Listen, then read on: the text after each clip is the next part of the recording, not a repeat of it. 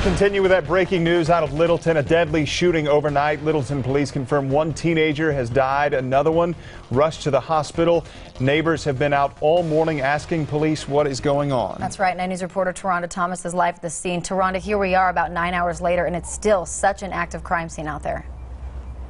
Still very active. 5400 block of Fox Street. The nearest major intersection is Broadway and Bellevue, and this scene that we have here, really, you can see the work that's going on. It's almost unbelievable. The tent that's over there is the victim in this shooting, an 18-year-old male who was pronounced dead at the scene. That tent is still there, and it's pretty remarkable to note that it had been there since about 11 o'clock last night and is still here this morning. Investigators have been walking through. You see one of them passing by this truck. Another has been marking the street. Down, if you look below on that tent, you can barely see it, but marker number 15, there is a hat by that tent.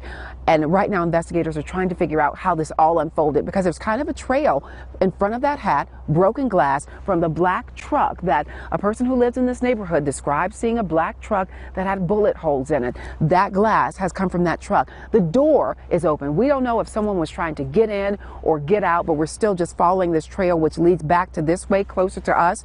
And you see those markings down there on the ground? Those are shell casings. Definitely from bullets, from shots that were fired. Some neighbors say they heard anywhere from 5 to a dozen rounds. And when you see how many shell casings are down here just in this area, you'll know they're not exaggerating. Let's keep on following the trail and go down this street. You'll see some cones are still marked off. These cars are still roped off because this is all evidence. People cannot leave and take these cars right now. So you see all those cones over there. Look in the middle. You see shoes. You see clothes. You see all types of things that belong to someone.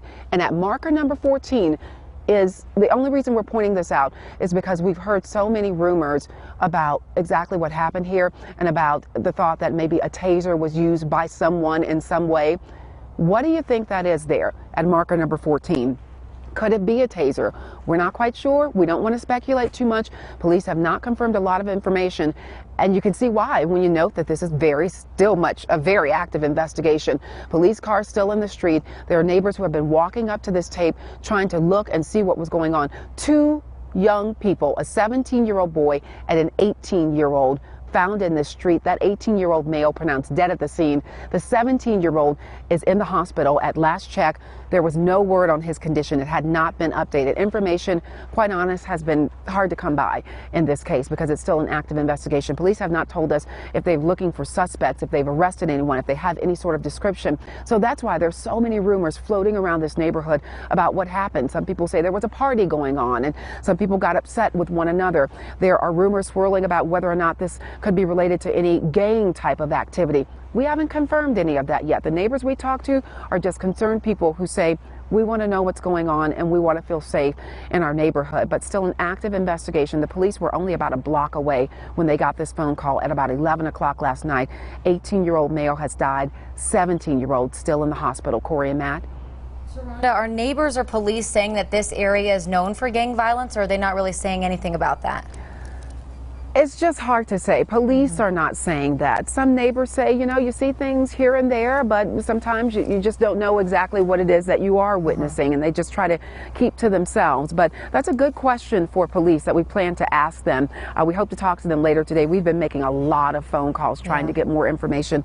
So far, those calls have not been returned. So we'll definitely ask that question, but a lot of people just concerned about their neighborhood. Yeah, hopefully police can answer some questions a little later on into the day. Taronda Thomas out in Littleton this morning. Thank you very much, Taronda.